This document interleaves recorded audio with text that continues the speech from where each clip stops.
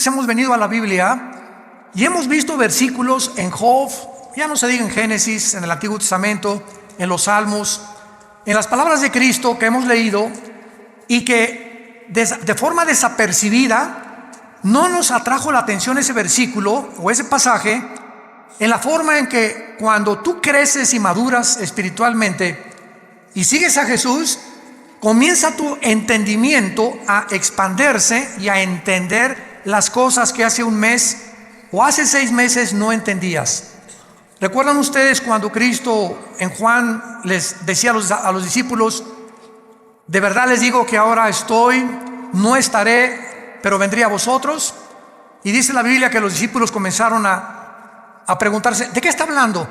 ¿Qué es eso de que estará y ya no estará? Entonces, más adelante, cuando les abrió el entendimiento en la resurrección, los discípulos comenzaron a entender lo que les dijo cuando Jesús estaba vivo, porque el Espíritu Santo ahora los comenzaba a iluminar. En otras palabras, si tú no tienes al Espíritu Santo, puedes ser una persona muy inteligente, muy intelectual, doctorado en filosofía y letras, doctorado en ciencias políticas, etcétera, etcétera, pero las cosas que están en la Biblia no son para la mente natural, porque la mente natural, dice 1 Corintios 2, del 10 en adelante, no entienden las cosas que son del Espíritu, porque no, para ellos son locura, porque se han de discernir. La mente intelectual es limitada, y al entrar a conectarnos con la mente de Dios, hay condiciones.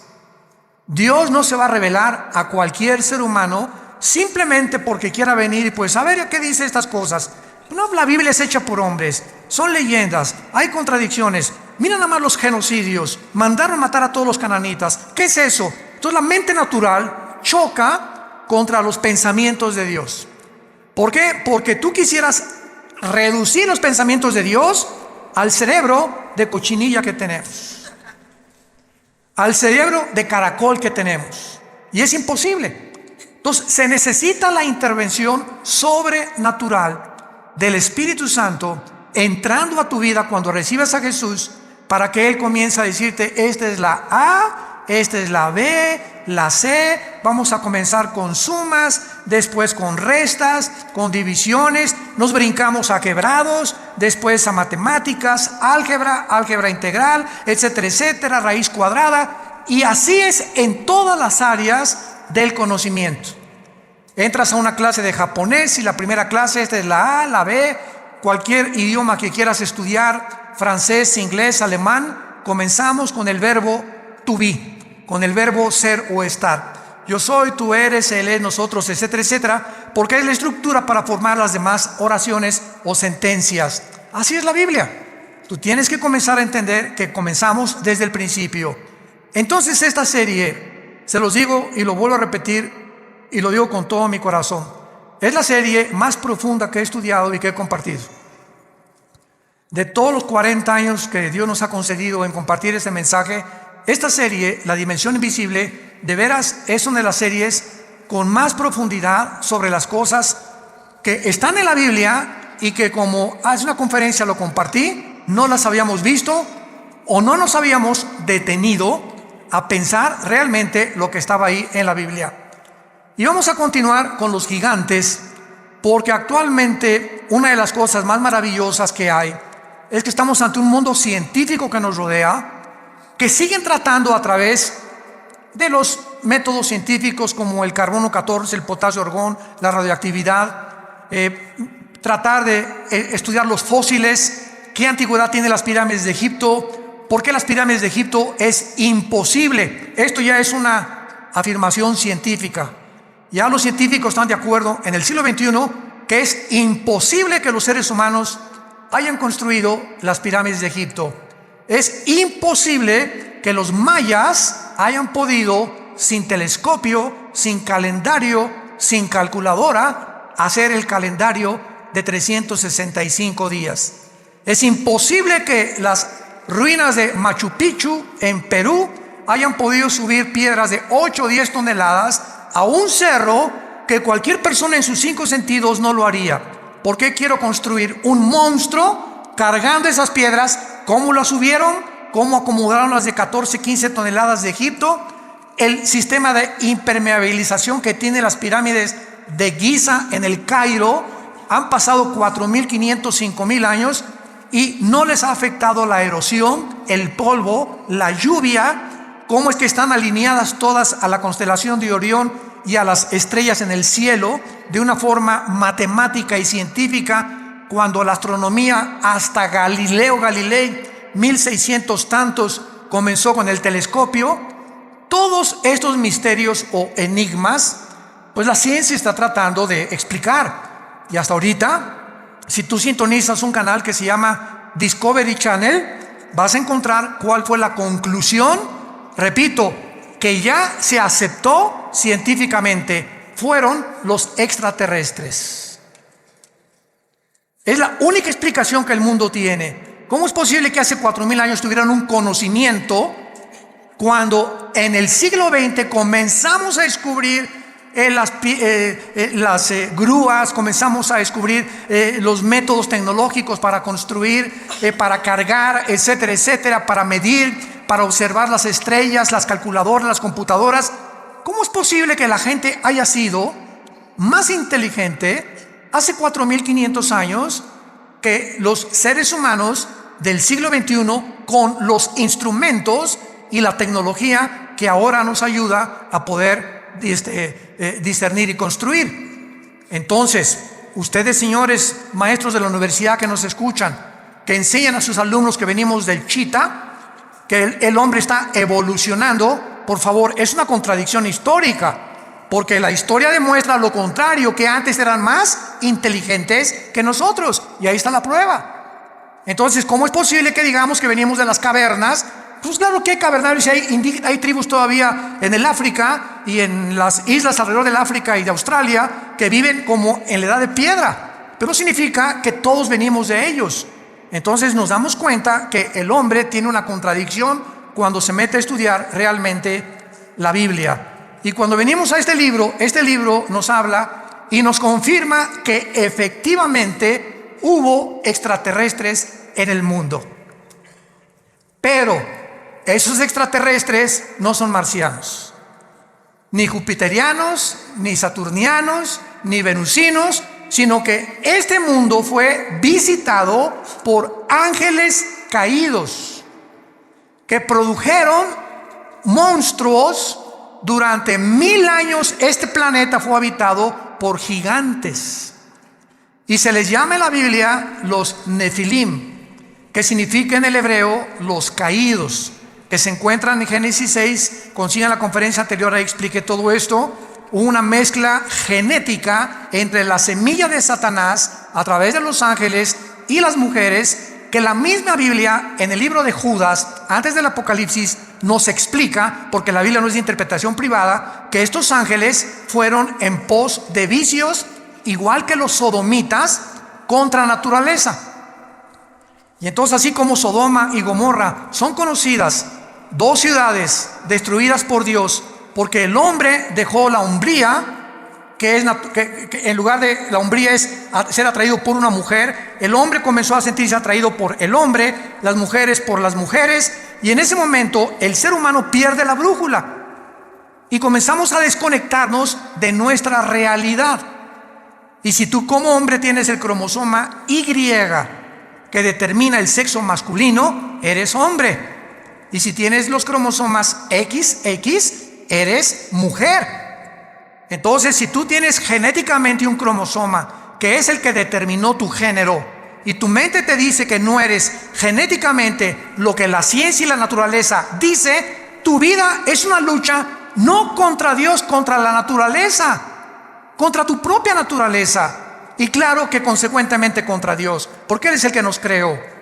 Entonces, todos estos conceptos que encontramos en la Biblia, nos damos cuenta también que en Génesis 3, versículo 15, la primera profecía del Mesías, Dios le dice a Satanás: tu semilla tendrá guerra contra la semilla de la mujer. Vemos dos semillas. La semilla de la mujer te herirá la cabeza y tu semilla hará caer o le quitará el equilibrio a la semilla de la mujer. Esta palabra semilla, a los que les interese en Génesis 3:15, pon arriba la palabra semilla. Gracias porque trajiste tu Biblia. Te felicito porque eres un estudiante de la Biblia. Entonces, si tú trajiste tu Biblia, rápidamente en Génesis 3:15 ponle a la palabra semilla Sera, con Z, que es la palabra hebrea para esperma. Ya comenzamos, ¿verdad? Oye, pero lo he visto tantas veces, no me he fijado en eso. Les digo que hay tantas cosas en la Biblia, enigmáticas, misteriosas, que hasta que en 1954, por el amor de Dios, hasta el siglo pasado que se descubre el ADN, el código genético que cada célula de nuestro cuerpo contiene, con toda la información de nosotros, comenzamos a entender lo del esperma y lo de la genética, etcétera, etcétera, lo de la herencia. Y la Biblia se adelantó hace 4.500, 5.000 años para decirnos que Satanás tiene esperma.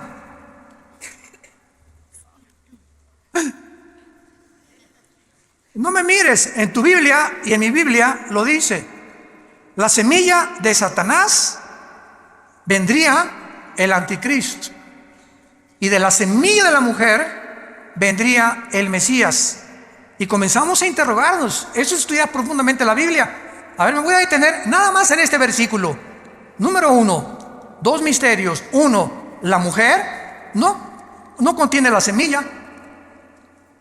El que trae la semilla somos los varones. El esperma de mi papá ovuló o fertilizó el óvulo de mi mamá cuando se unieron y se produjo un cigote. Y en ese cigote, ya lo comentamos, en ese cigote iba los 23 cromosomas de mi papá, los 23 cromosomas de mi mamá, 46 cromosomas que se juntan en un cigote. Y en el momento de la fertilización, señores médicos que nos escuchan, no a las 2 semanas, no a las 4 semanas, no al mes, en el momento de la fertilización, la Biblia dice que ahí se forma la vida humana. Ahí estabas potencialmente tú y potencialmente yo. En el momento que se formó el primer embrión, ahí tú y yo éramos seres humanos con toda la información ya completa, potencial, para irse desarrollando. Tú serás pulmón, tu vesícula, tus riñones, tu sistema nervioso, tus nervios ópticos, tu tímpano, tu piel. Impresionante. Toda esa información codificada en un embrión, en una célula. Entonces ya en el 54, mayor parte de los ya casi ateos ya no hay, comenzaron a darse cuenta que era imposible la evolución.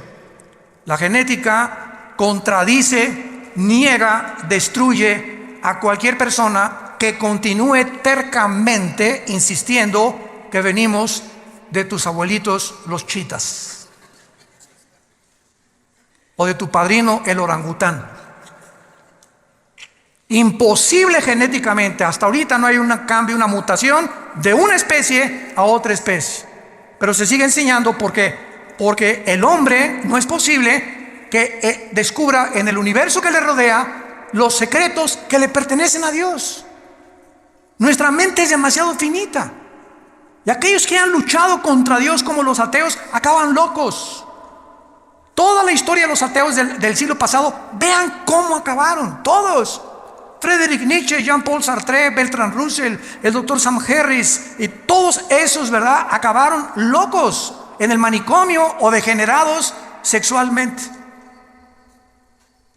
Como decía Jean-Paul Sartre, el padre del existencialismo en los 60s, ateo francés, en su libro El Muro, llega un momento en que dice en su libro que me estrello contra la pared. O sea, me doy cuenta que no puedo yo, a través de la investigación científica, ni intelectual, ni por más conclusiones e hipótesis que yo pueda hacer, descubrir lo que está detrás de esa pared. ¿A qué le llamaba la pared en su libro? Aquello contra lo cual el ser humano choca por la limitación intelectual con la cual nacimos. No somos dioses. No somos dioses. Los problemas que enfrentamos como matrimonio, como padres, como gobernantes, van mucho más allá de nuestra capacidad para resolverlos. Y por eso el padre: no sé qué hacer con mi hijo, no sé cómo tratar a mi esposa, no sé qué hacer con mi esposo. Tiene una personalidad en la mañana, otra en la tarde, y en la noche le digo el anticristo. No sé qué hacer con el gobierno, ¿cuál economía es la mejor? Hijo, ¿a dónde hemos llegado? ¿Cuál sistema, cuál ideología es la correcta? ¿Será el comunismo? ¿Será la democracia? ¿El socialismo? ¿Una monarquía? ¿Qué es lo que funciona? Y probamos una cosa y vamos que fracasó durante más de 70 años como el comunismo y volvemos a desenterrarlo. ¿Por qué? Porque no tenemos respuestas y creemos que regresando a los antiguos patrones vamos a poder a mejorar el patrón, el que ahorita está demostrando que también la democracia no es el sistema perfecto de gobierno. Y el hombre se encuentra en Sudamérica, México, Europa, confundido ideológicamente. Ya la China no es comunista, es comunista, capitalista. Hágame el favor. Jesús, María y José y el burrito que los acompaña. Y el comunismo no es comunismo, ya es socialismo también, o también el comunismo capitalista también. O sea, es una confusión y una mezcla de la ensalada del chef, de filosofías unas con otras, como las religiones.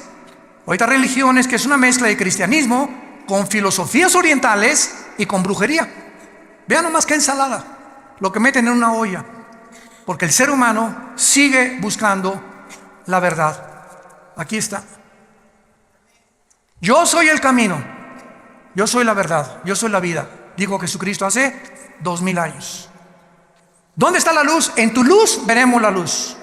Les dejo este manual, seres humanos, para que rijan sus vidas, para que controlen sus vidas, para que informen, para que me busquen con todo el corazón, y encontrarás la brújula que necesitas para viajar en la peregrinación tan corta que es la vida humana. El otro día platicábamos.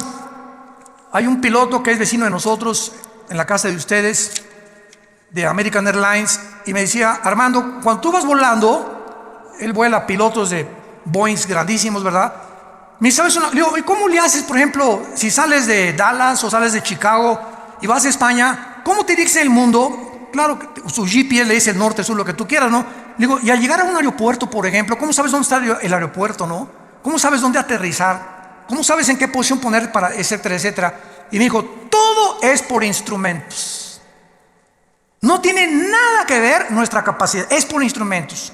Si tú vas en un barco, un capitán pregúntale, y vas con el timón del barco, ¿cómo sabes en el océano, el sur, el norte, el occidente, el oriente, etcétera, etcétera? Por las cartas de navegación. Si tú eres un buzo y comienzas a practicar el buceo, yo me acuerdo que bajé hasta 46 metros con Aqualón en los 70s. Me invitaron a bucear cerca de Cancún y bajamos muy profundo. Y me dijo el instructor: mire, habíamos tomado clases durante casi 2 meses antes. Yo ya bajaba casi 10 metros porque fui criado en Acapulco. Sin nada, bajaba 10 metros y sacaba ostras y todo, sin ningún aparato. Mis oídos resistían 10 metros de profundidad. Y me creía muy salchicha aquí, ¿no? Aquí.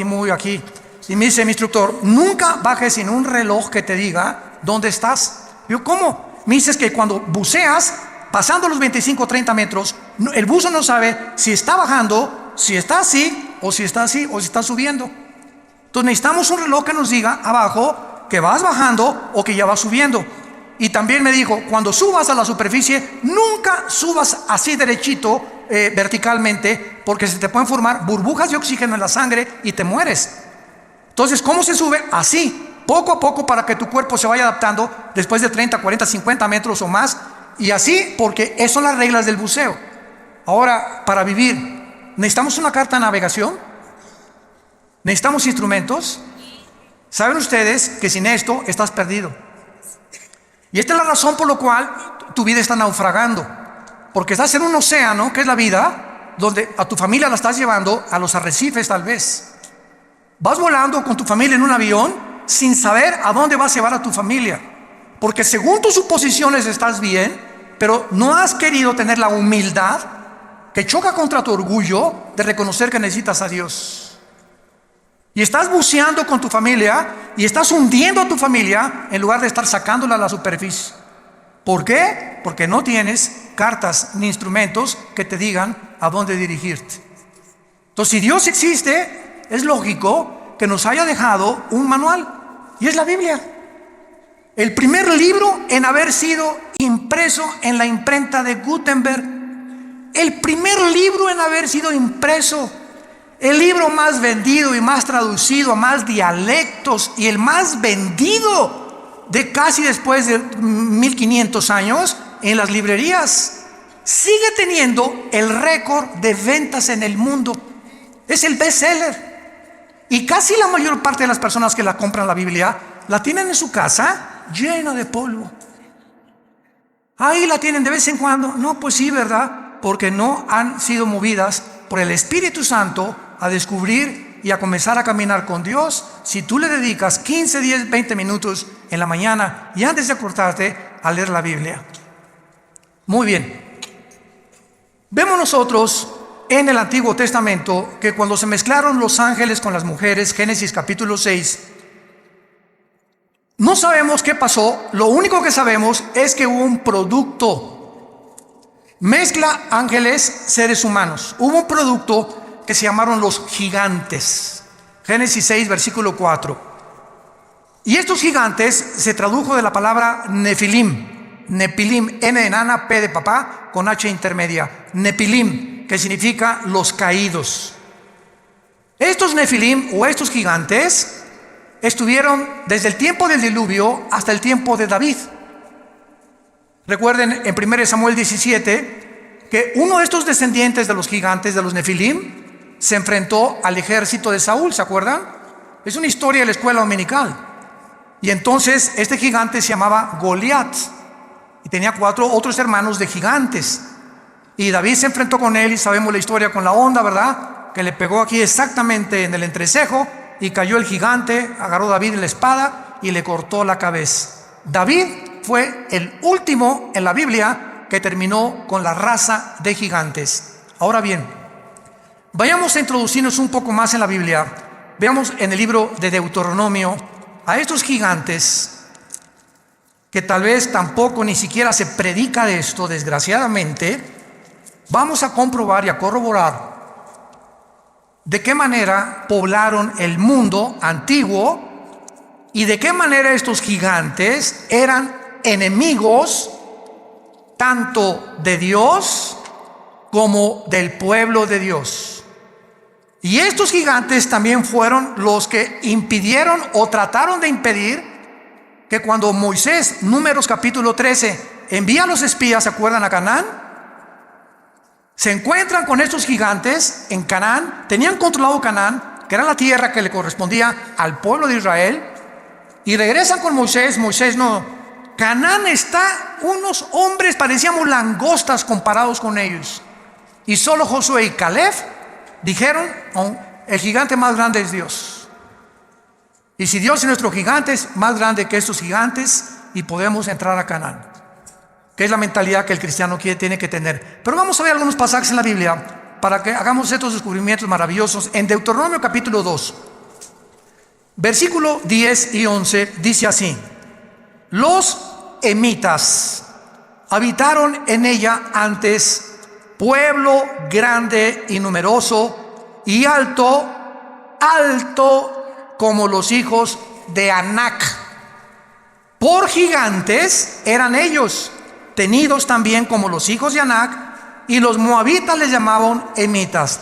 Vamos a comenzar a descubrir que esa tierra prometida que Dios le dio a Abraham, Génesis 12, para que entraran, la poblaran y se establecieran y criaran a sus hijos ahí, cuando salieron de Egipto y vagaron por el desierto, no pudieron entrar durante 40 años al lugar que Dios les tenía asignado para poder establecerse como el pueblo y poder dispersar el conocimiento de Dios en todas las naciones. Entonces, la tierra de Canaán estaba poblado por puras tribus de gigantes. Y comenzamos a ver que los semitas eran gigantes y los hijos de Anac o anaseos eran gigantes y los emitas eran gigantes. Versículo 19 al 21 del mismo capítulo 2 de Deuteronomio. Dice así: y cuando te acerques a los hijos de Amón, aquí estamos, otra tribu que se llama los amonitas, no los molestes ni contiendas con ellos, porque no te daré posesión de la tierra de los hijos de Amón. ¿Cómo? ¿Verdad? Pues a los hijos de Lot la he dado por heredad. Por tierra de gigantes fue también ella tenida. Habitaron en ella gigantes en otro tiempo, a los cuales los amonitas llamaban somsomeos, que significa los monstruos poderosos, como pueblo grande y numeroso y alto como los hijos de Anac, a los cuales Jehová destruyó delante de los amonitas. Estos sucedieron a aquellos y habitaron en su lugar. Brinquémonos al libro de los Números, capítulo 13, en la famosa expedición que tuvieron los judíos para asomarse a la tierra que estaban habitando precisamente los gigantes, y descubrir que esto fue precisamente lo que les impidió a ellos entrar a Canaán. Dice Números 13, 32 y 33. Pero vamos a leer mejor desde el 30. Números 13 del 30, para tener el contexto. Entonces Caleb, aquí ya regresaron de espiar la tierra de Canaán, hizo callar al pueblo delante de Moisés y dijo: subamos luego y tomemos posesión de ella, porque más podremos nosotros que ellos. Mas los varones que subieron con él dijeron: no podremos contra aquel pueblo, porque es más fuerte que nosotros. Y hablaron mal de los hijos de Israel, de la tierra que habían reconocido, diciendo: la tierra por donde pasamos para reconocerla es tierra que traga a sus moradores, y todo el pueblo que vimos en medio de ella son hombres de grande estatura. También vimos allí gigantes, hijos de Anac, o sea, los anaseos, raza de gigantes, y éramos nosotros, a nuestro parecer, como langostas, y así les parecíamos a ellos. Vemos pues que este mundo estuvo infiltrado en el tiempo de los antiguos, de nuestros antepasados, por gigantes. La arqueología y la paleontología moderna lo ha descubierto, y han encontrado fósiles de estos huesos de los gigantes también. Y la mayor parte de las veces es impresionante, los han escondido. Porque en el día que realmente se demuestre que no venimos del chango, ni del cavernario Galindo, ni de los cavernícolas, etcétera, etcétera, sino que hubo algo que ayudó a nuestros antepasados a dejar su huella en las pirámides de Egipto, en Machu Picchu, en Stonehenge en Inglaterra, cerca del mar de Galilea en Israel, en los mayas aquí en nuestra población, en el continente americano. Entonces la pregunta de los científicos es: ¿de dónde salieron? ¿Qué vamos a hacer con lo que hemos enseñado? Que venimos de los cavernícolas y no, seguro los extraterrestres. Pues claro que fueron los extraterrestres mezclados con seres humanos que se llamaron los Nefilim, los que ayudaron a todas estas personas a levantar las construcciones, las obras. Y esto les quiero anunciar ahora. En 3 semanas volví a reeditar el libro que acabo de escribir, Los Ángeles Caídos. Pero ahora me lo está editando Editorial Berea en Miami, y va a salir en 3 semanas con mucha más información, mucha mejor presentación. Ya está en 23 distribuidoras en Estados Unidos, y en ese libro explico todo lo que en esta serie, o parte de la serie, estoy compartiendo. Acerca de los ovnis, de dónde vinieron los ovnis, quiénes son los ovnis, quiénes tripulan los ovnis, no son marcianos tampoco, lo de la brujería, lo de las piedras angulares, lo de las piedras que no pueden entender quién las cargó, etcétera, etcétera, para que entendamos que en la Biblia se encuentran los secretos de la sabiduría y del conocimiento, que la ciencia nunca podrá con su investigación disque intelectual, entender lo que va más allá de nuestra capacidad para comprender. Veamos ahora algo tremendo en el libro de Isaías, capítulo 14. Esto está tremendo. Y aquí se nos revela,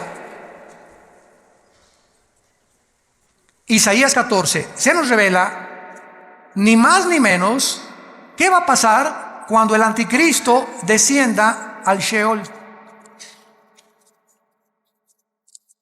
Aquí se nos revela una área enigmática y prohibida para cualquier ser humano, revelada en la Biblia, de lo que pasa en el mundo invisible, de los que ya están en el lugar del Sheol o en el infierno actualmente. Y vean ustedes lo que la Biblia dice acerca de qué pasará con los gigantes cuando vean al anticristo. Esto está, ni Hollywood se imagina algo así. Génesis, Isaías 14, versículo 9. El Sheol abajo se espantó de ti. Está hablando, vamos a ver, del anticristo. Despertó muertos que en tu venida salieran a recibirte. O sea, los habitantes del infierno o del Sheol que estén ahí cuando el anticristo entre se van a espantar, porque tienen mucho conocimiento. Acordemos una cosa: la muerte no es la cesación de la vida. No hay tal cosa como que ya dejamos de existir. La muerte continúa en un estado de nuestra conciencia. Entonces, la muerte es un estado consciente, para definirla. Es un estado consciente en otra dimensión. Y cuando yo digo consciente, es que te vas a acordar quién eres. Y vas a estar en el infierno, y cuando te enterraron, los gusanos se comieron tu cerebro, ¿no es cierto? Se comieron o lo que te quedó de tu sangre, tus ojos, en fin, todo. ¿Cómo es posible que en el infierno recuerdes si tu cerebro se lo comieron los gusanos? ¿A qué concluimos?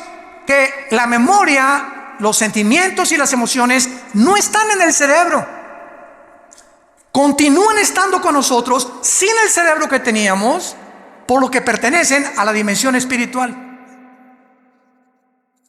Como los sueños. Los sueños son viajes. No marihuanos, ¿verdad? Desde luego. A menos que, quién sabe que te metes antes de acostarte, ¿verdad? Pero hacemos viajes con lugares, personas. Estamos en un mundo, estamos en una dimensión que el cerebro, así como el hígado produce la bilis y el estómago los jugos gástricos, el cerebro no produce los sueños, ni los pensamientos tampoco. Los pensamientos trascienden al cerebro, y en la neurología se ha tratado, pues aquí en esta zona del hemisferio izquierdo del cerebro hay esto, en el derecho hay esto. Estas cosas son lo que más o menos han tratado de ver que está conectado, pero nos damos cuenta que la Biblia nos muestra que los muertos están conscientes. ¿Y cómo lo pueden estar si mi cerebro está en la tumba? ¿Cómo puedo ver en la otra vida si mis ojos se los comieron los gusanos? Y en la otra vida, la Biblia nos relata que los muertos, tanto los que están en el cielo como los que están en el infierno, ven, oyen, están conscientes. Mantenemos la conciencia durante toda la eternidad, para bien o para mal. Aun cuando nosotros, cuando muramos, ¿verdad?, con Cristo, dichosos los que mueren en Cristo porque han descansado de sus obras del pasado, mantenemos la conciencia. Pero dicen en Isaías que será renovada nuestra mente, nuestra conciencia, porque tendremos un cuerpo como el de Cristo cuando Él resucitó, glorificado como el de Él. Isaías 14. El Sheol se espantó, despertó muertos que en tu venida salían a recibirte, hizo levantar de sus sillas a los príncipes de la tierra, a todos los príncipes de la tierra y a los reyes de las naciones.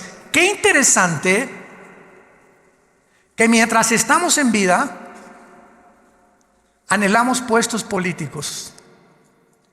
Quisiera yo ser rey. Yo sueño con un príncipe azul. Y ahorita los príncipes azules, como el príncipe Harry y Meghan, huyeron del palacio. No quieren saber nada de la monarquía. No sabes el precio que se paga viviendo en unas condiciones bajo la realeza y los protocolos. Le decían a Meghan: tú no puedes usar zapatos abiertos, tienen que ser cerrados, chiquita. Cuando cruces las piernas, que tu falda llegue 5 pulgadas y no las puedes cruzar. Siempre te tienes que sentar derechita así. Tienes que usar estas cosas, no puedes decir estas cosas. Una serie de mandamientos y cosas que dijo a Dios. Y eso fue lo que le pasó a la mamá del príncipe Harry, a la pobre princesa Diana. También la princesa Diana salió, él como su mamá, imitó a su mamá, salió corriendo del palacio. Y más cuando supo, ¿verdad?, que su esposo con el que se casó ya andaba con otra, ¿verdad? Y se fue a buscar, ¿verdad?, la pobre princesa Diana, fue con la Madre Teresa, fue con los pobres.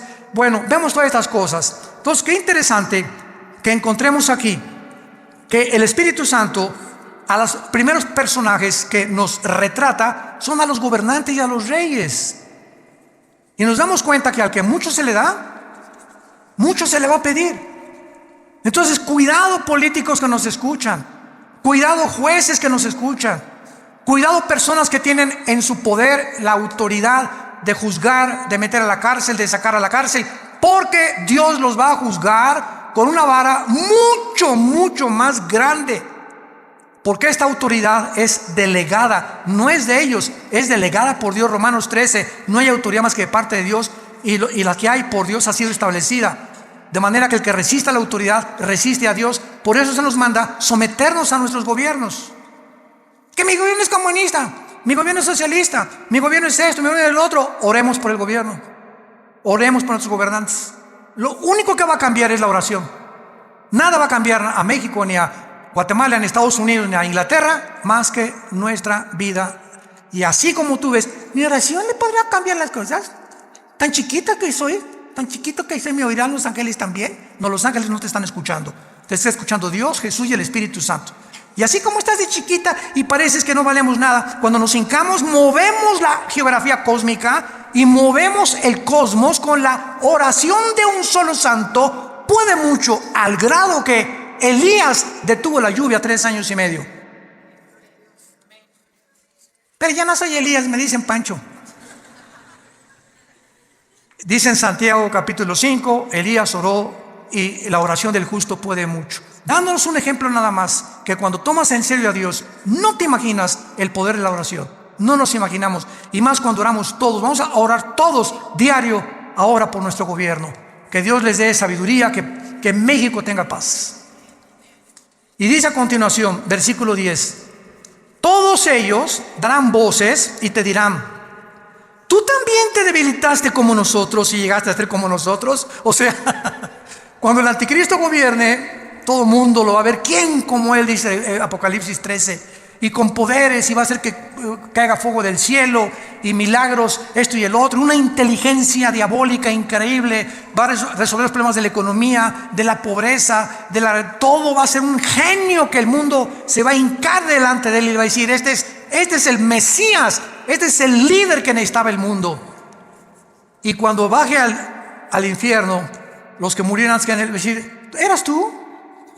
¿Tú eras esa chinche que estabas allá brincando como un comal cuando estabas vivo? Ahora eres igual que nosotros. Qué impresionante es esto. Pero lo más impresionante es lo siguiente. Dice la Biblia, el versículo 10: darán de voces y te dirán todo.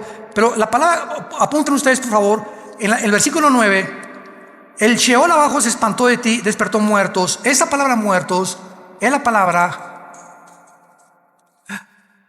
Refaim, que es otra de las palabras hebreas para los gigantes y para los nefilim. Ahí van a estar los nefilim, o los espíritus de los gigantes, en el infierno, con otros espíritus de seres humanos también. Y vemos nosotros que la Biblia los coloca ahí, porque vamos a ver otro pasaje donde ellos, estos gigantes que habitaban la tierra, mezcla híbrida, ángeles humanos, no van a resucitar. Tanto los buenos como los malos vamos a resucitar, ¿correcto? Por más malo que seas, después del milenio, Apocalipsis 20 del 11 al 15, el juicio del gran trono blanco es la resurrección, que es la segunda muerte de los incrédulos. Isaías 26, demos la vuelta a Isaías 26. Dejamos a la Biblia seguir hablando. Génesis 26, Isaías 26, versículo 14. Vean nada más este versículo. Isaías 26, 14. Muertos son, no vivirán. Han fallecido, no resucitarán. A ver, espérenme tantito. Usted oiga, maestro del Instituto Bíblico, maestro de teología, ¿quiénes no van a resucitar? Tanto los buenos como los malos, ¿quiénes son? ¿Qué género o qué entidad espiritual está mencionando aquí que ellos no van a resucitar? La palabra fallecido y muertos ahí, apúntalo, es la palabra Refaim. Otra vez, los gigantes. Ellos no van a resucitar. Yo vi tantas veces este versículo y así pasa. No lo entiendo, le doy la vuelta a la hoja. Porque es lo mejor que podemos hacer, ¿verdad? Chocamos con tantas cosas en la Biblia que le sigo leyendo mejor. Como cuando comemos pescado, ¿no?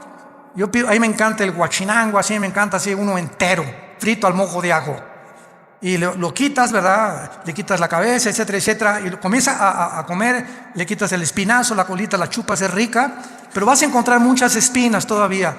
¿Y qué haces cuando te encuentras una espina? ¿Ya dejas de comer? No, ¿verdad? Te la quitas y la pones a un lado y te sigues comiendo la carnita.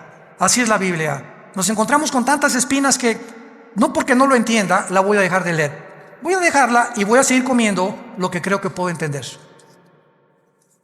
Y tal vez el año que entra, en 2 años, en 5 años vas a entender y regresar a lo que ahorita estamos compartiendo y lo vas a entender.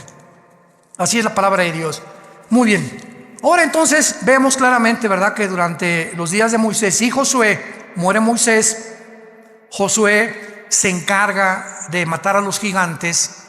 O sea, todas las guerras de Josué eran contra 7 ciudades cananitas.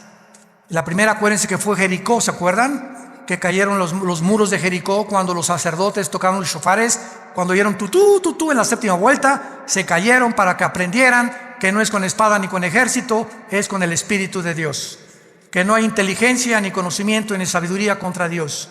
El caballo se prepara para la batalla, pero Dios te da la victoria. Tú tendrás enemigos y tendrás gente que te quiere hacer mal, etcétera, etcétera. Pero sabes una cosa, detrás de todo hay un mundo espiritual. Y si tú caminas con Jesús, es tuya la victoria. Es tuya la victoria. Ahora vean. Josué, todo el libro de Josué se trata precisamente de la lucha contra los cananitas. Y termina Josué, ¿verdad? Y no terminó la lucha contra los cananitas, simplemente porque después de Josué vino una época que se llamaron los jueces. Y los jueces, todos fracasaron, entre ellos fue Sansón, Gedeón, que son muy famosos. Israel pecaba contra Dios, Dios los juzgaba y les mandaba un juez. Pecaba contra Dios y les mandaba un juez. El libro de los jueces es el libro más oscuro, donde las tinieblas más grandes cubrieron la tierra de Israel. Y entonces después de los jueces, pues ya vinieron, ¿verdad?, el primer rey que Dios les manda a Saúl, que Dios no quería que Saúl fuera rey tampoco. Vino David, que era el ungido de Dios, y después de David vino Salomón. Y fue hasta el reino de David. Vayamos a 2 de Samuel, capítulo 21, y veamos cómo fue David el que acabó con esta raza de gigantes. Por eso se le llama a David el guerrero más grande de la Biblia, a Salomón el hombre más sabio.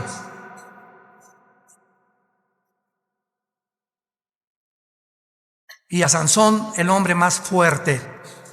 Lo curioso de que el hombre más sabio de la Biblia, Salomón, el guerrero más fuerte de la Biblia, David, y el hombre más fuerte que cargaba una puerta casi de 150 kilos y con una quijada mataba leones, Sansón, estos 3 hombres los venció una mujer. Con razón tanto feminicidio, ¿verdad? Una sola mujer fue la causa y Dios lo deja. Y lo interesante también es que, ¿se acuerdan quién venció a Sansón, verdad? ¿Sabes qué significa Dalila? La que debilita a los hombres. Cuando un hombre casado, porque David tenía esposa y Salomón tenía, pero bastantitas, etcétera, etcétera. Cuando comenzamos a poner nuestros ojos y apartarlos de nuestro matrimonio, no nos imaginamos los hombres casados ¿Para qué es esta argollita? Cuando tu esposa salga de viaje, asegúrate que la lleva. Esta argollita, cuando vas en el avión, cuando vas a una reunión, un restaurante, cualquier mujer que ve en un hombre esta argollita, a la mujer le dice que estás fuera del mercado. Y si una mujer trata de coquetear con un hombre que trae esta argollita, te estás metiendo en los terrenos de Satanás. Coquetear con un hombre casado, no te imaginas, no te la vas a acabar. Y peor el hombre, desde luego, ¿verdad? Pero precisamente esta es la marca que llevamos para de alguna manera estar protegidos, que ya no estamos en el mercado. Y que el dueño de mi vida, claro que es Dios, pero yo me debo a una sola mujer, ella a mí. Y si nosotros entendamos esto, aunque está fuera del tema, ahorita me está viniendo a la mente, nunca Dios va a bendecir a un hombre así y a otra mujer así. Nunca. La bendición es a los dos. Si tú estás por acá, no, yo soy muy espiritual, mi esposo es una carnalota, o yo soy muy espiritual y mi esposo, hasta que no arreglen sus problemas y no caminemos los dos juntos, no esperemos ser guiados por el Espíritu Santo, ni que haya bendición sobre tu familia. Te engañas completamente. Los dos tenemos que caminar, y se los digo a mis pastores, porque hay pastores que la obra de Dios y el evangelismo y esto y el otro y la familia pasa a segundo lugar. Cuando la familia pasa a segundo lugar, Dios no bendice a ese pastor, ni a ese misionero, ni a ese hombre, por más que se parezca a San Francisco de Asís. Es al matrimonio a quien Dios bendice. Y si no nos cae el 20 y no entendemos estas verdades espirituales, vamos a fracasar en nuestro caminar con Cristo. Dice 2 Samuel 21, versículo 15, volvieron los filisteos a hacer la guerra a Israel, descendió David y Benob, uno de los descendientes de los gigantes. Estos eran hermanos de Goliat, cuya lanza pesaba 300 cielos de bronce, versículo 17, mas Abisai, hijo de Sarbia, llegó con su ayuda e hirió al filisteo y lo mató. Versículo 18, otra segunda guerra hubo después en Gob contra los filisteos. Entonces Sibecaí en Jueces capítulo 1 se menciona que pertenecía a la raza de los gigantes también. Mató a Sal, quien era hijo de los descendientes de los gigantes. Y hubo otra guerra en Gob contra los filisteos, y hijo de Orejim de Belén, mató a Goliat Geteo, el asta de cuya lanza era como rodillo de telar. Después hubo otra guerra en Gad, donde había un hombre de gran estatura, el cual tenía 12 dedos en las manos y 12 dedos en los pies, 24 por todos, y era descendientes de los Refaim, o de los Nefilim, o de los gigantes. Este desafió a Israel y lo mató Jonatán, hijo de Simea, hermano de David. Estos 4 gigantes eran descendientes de los gigantes de Gad. Acuérdense que Goliat era de esta tierra, venía de Gad. Si leen 1 Samuel 17, los cuales cayeron por mano de David y por manos de sus siervos. Damas y caballeros, familia de Dios, estamos en una guerra cósmica. Y solamente hasta que tú llegues a tomar en serio las Escrituras, tu familia estará protegida. Tu matrimonio saldrá adelante, tus hijos te lo agradecerán. Si esas condiciones no están en ti, no vas a poder entender la Biblia, porque Dios rechaza a los soberbios y Él tiene comunión con los humildes de corazón.